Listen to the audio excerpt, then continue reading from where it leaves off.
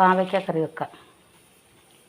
അത് പാവയ്ക്ക ശർക്കര ചേർത്ത് വെച്ച് ഇന്ന് മാങ്ങ ഇട്ട് പാവയ്ക്ക, മാങ്ങ, സവോള, പച്ചമുളക്, വെളുത്തുള്ളി, മഞ്ഞൾപ്പൊടി, മുളക് പൊടി, മല്ലിപ്പൊടി, പുളി, ആവശ്യത്തിന് തേങ്ങ, ഇതിൻ്റെ പാലെടുക്കണം, വെളിച്ചെണ്ണ. അപ്പം നമുക്ക് പാവയ്ക്ക ഇടാം, സവോള ഇടാം. മാങ്ങ ഇപ്പോൾ ഇടണ്ട, മാങ്ങ പകുതി വേവായിട്ടിടാം, അല്ലെങ്കിൽ ഉള്ളി ചിലപ്പോൾ വേകാൻ പാട് വരും. ഇതെല്ലാം കൂടെ നമുക്ക് ഇതിലിടാം.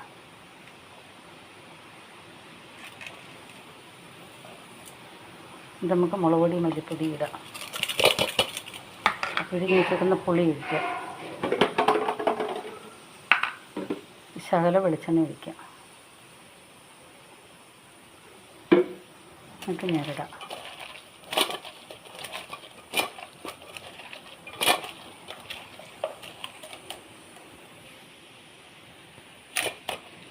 ഇനി നമുക്ക് അടുപ്പത്ത് വെച്ച് ഉപ്പിട്ടില്ലെന്നൊരു ഇച്ചിരി ഉപ്പിടാം.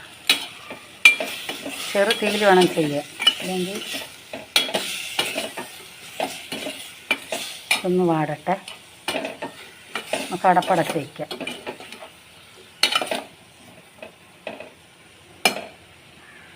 വെള്ളമൊന്നും ഇപ്പോൾ ആവശ്യമില്ല.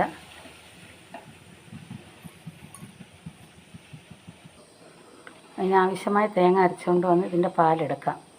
ഇത് ചെറു തീയിൽ റെഡിയാകുന്നുണ്ട്. പുളിവെള്ളവും ശല എണ്ണയും നമുക്ക് മാങ്ങ ഇട്ട് കൊടുക്കാം.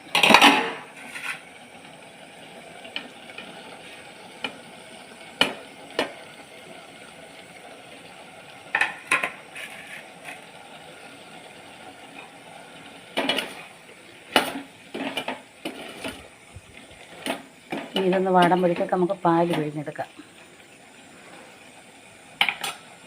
ചെറു തീയിൽ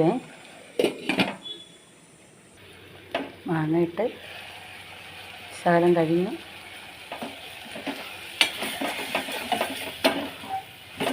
ചെറു തീയായിരിക്കണം, അല്ലേ കരിഞ്ഞു പോകും. നമുക്കിനി രണ്ടാം പാല് ഒഴിക്കാം. ഒന്നാം പാല് മാറ്റി വെച്ചിട്ടുണ്ട്. ഒന്നാം പാലൊഴിച്ചാൽ പിന്നെ അധികം അടപ്പേ കിടക്കണ്ട. പിന്നെ നല്ലപോലെ വേകട്ടെ. നല്ല ടേസ്റ്റാണ് കടുകൂടെ തളിച്ചൊഴിക്കുമ്പോഴത്തേക്ക്. കറിവേപ്പ് ഉണ്ടോ? കറിവേപ്പ് അടിച്ചുകൊണ്ട് വന്ന് കറി വെക്കാൻ. ഇത് രണ്ടാം പാല്, ഒന്നാം പാലൊഴിച്ച് ഇനി അധികം തിളയ്ക്കണ്ട.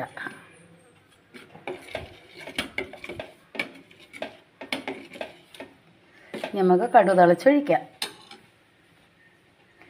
എന്തോ ടേസ്റ്റ്. അതൊക്കെ നല്ല കൊഴുപ്പൊക്കെ ഉണ്ട്. തേങ്ങാപ്പാൽ ഒഴിച്ചിട്ട് തേങ്ങ അരച്ചൊഴിക്കേണ്ട ഒരാവശ്യമില്ല. ഉണ്ടോ? വേറെ ഒന്നും ചേർത്തിട്ട് കാണിച്ചത് മാത്രമേ ചേർത്തുള്ളൂ. നല്ല കൊഴുപ്പൊക്കെ ഇനി ആറുമ്പം ആവശ്യത്തിനുള്ള കൊഴുപ്പാവും. കറി റെഡിയായി, ഇറക്കി വെച്ചു. നമുക്ക് കടുക് തിളച്ചൊഴിക്കാം.